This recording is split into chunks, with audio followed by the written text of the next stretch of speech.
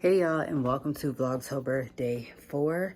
I am going to be sharing with you guys a meal. This is great for like a meal prep. Then again, if you guys are looking for just some meals to take as teachers, I'm going to share one with you guys today. So this is actually basically like Greek meatballs, apparently. I found this recipe on Pinterest like I do all of my other recipes as far as meal prep. So let me show you guys the ingredients that you're gonna need. So here's everything that we will need. Breadcrumbs, oregano leaves, some dried dill, extra virgin olive oil, 1 egg, minced garlic, red onion, salt and pepper, and of course the ground turkey. I will have the ingredients listed in my description box down below, but until then, let's go ahead and jump right into making this meal that you guys can easily make and take with you guys to work for a couple days. So some of the sides that I would suggest for this would be rice, like maybe some green beans, mashed potatoes, things that are easily able to be microwaved to go along with this meal.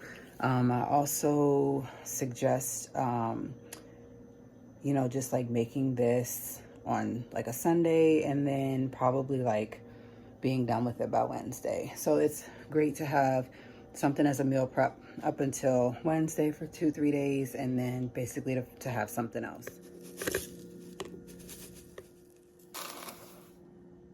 Half a cup of breadcrumbs,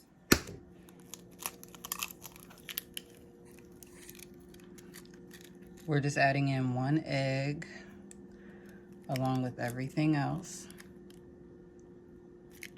I'm adding in basically over half, but almost 1 tablespoon of some dill, half a teaspoon of dried oregano,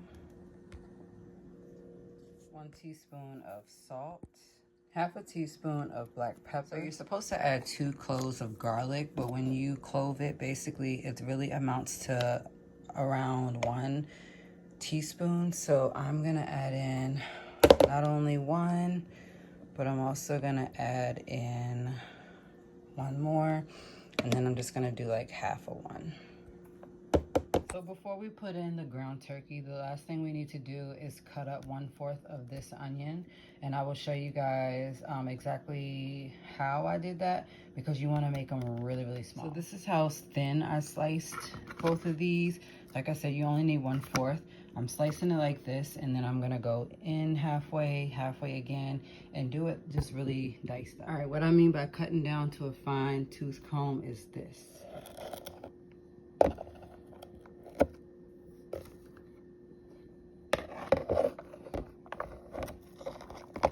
So this is the part where you're gonna add that ground turkey into your mix, mix it up, form them into meatballs.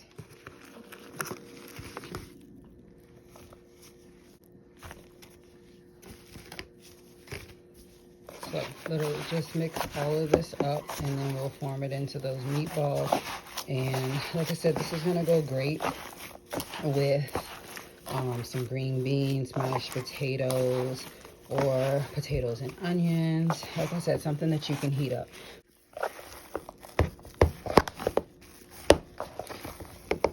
All right, y'all, so it's basically been mixed up. I'm gonna form these into balls. All right, so I'm gonna be putting 2 tablespoons of Olive Garden into a pan. Let's go ahead and get that heating up. 1 and 2. Don't let it heat up too much, otherwise it will burn your meatballs. I would say just give it like a minute. All right, so here's what our meatballs look like. I have roughly about 15. I can already smell the olive oil starting to heat up. So I'm gonna go ahead and put those meatballs all in here to get those started. All right, so what you want to do is just simply keep stirring these. These are going to cook for 7 to 8 minutes. Like I said, just give them like a good stir, because you don't want it to burn, but you also want it to cook other sides.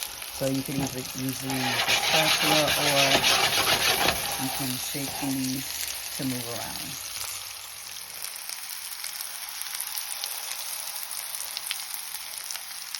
All right, so while we are waiting on the meatballs to finish cooking, I'm gonna show you guys the meal that I put together and sometimes make for breakfast, but you also can make this with dinner. So it is simply potatoes and onions. So like I said, you got meatballs, you got potatoes and onions, and you'll just need one more thing. All right, so here's the final result of the Greek meatballs that were made. Like I said, there's about 15 of them. This is the first time ever that I've actually made them this way to where it hasn't broken apart. Just because I tried a new recipe, which is great. So as you can see, they do stick together. We don't want to burn them, so I am going to turn it off and just kind of give it a good shimmy, shimmy, shake. So just like I did with the red onion, I'm slicing up the yellow onion or white onion, whichever one it is, and slicing it up. And this time I'm actually not dicing it into small portions.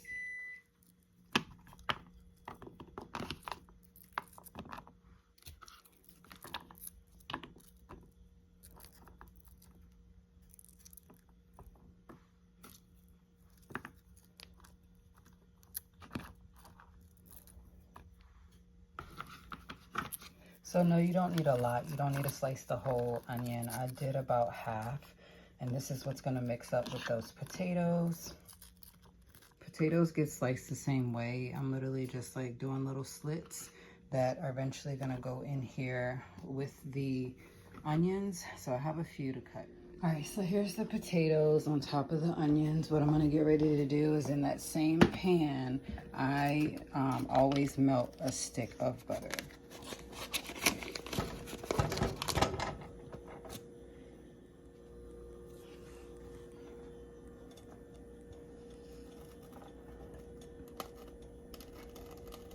Meanwhile, while that's heating up, I have some broccoli florets that I am going to be making. I got these from Trader Joe's.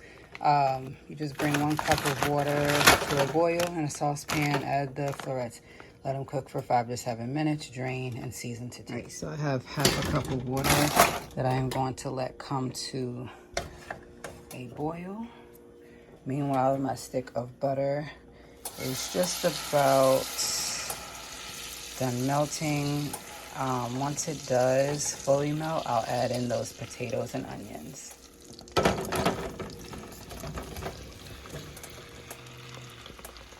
So this is what it looks like. Once again, you have that spatula where you can stir all of this up and get the potatoes started to fry. It will also saute the onions. So this is just a meal that I love to make. So not only do I do potatoes and onions, I also like to give it some flavor. Flowery seasoned salt. This is something that my mom taught me when I was a little girl. Generous amount of seasoned salt. Kind of give this just like a good mix, and then you can let it sit. You can put the lid on top of it if you want to while it cooks, but just, you know, keep coming back to it, stirring it up, adding a little more seasoning as you go, and go from there.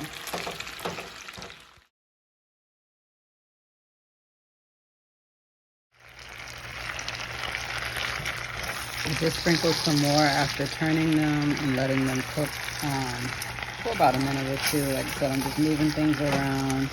This is just the way that we used to have breakfast on Saturdays, and then we would fix it like with meals and stuff, just because it was definitely a hit. It does not taste like French fries when it is done. It tastes like some buttery potatoes with onions, and of course seasoned with that good old seasoned salt. The one good thing about this is, like, once your potatoes are done, you'll know, because you'll be able to like to smush it instead of like having the hard potatoes. What I think I'm gonna do is put the lid on top of it, just let it cook a little bit more.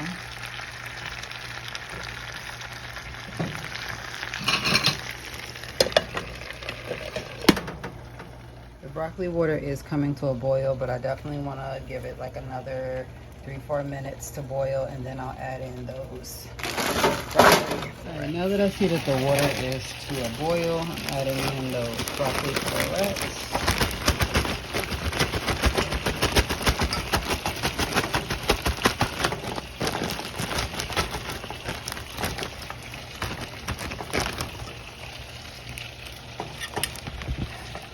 Minutes.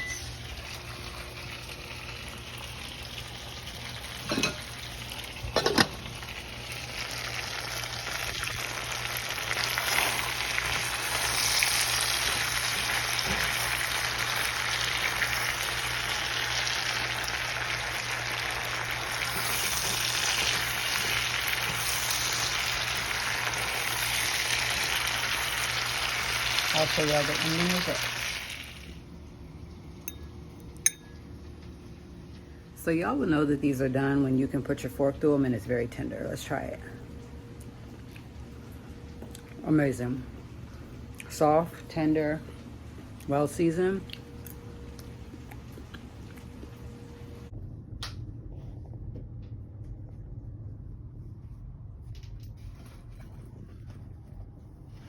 So yes, I hope that this meal inspired you guys to try something new for once, but I also hope that you like the meal because I love meal prepping on the normal. So it's something different where I'm meal prepping on a Monday because I didn't meal prep yesterday, but I hope that you all stay tuned for Vlogtober day 5.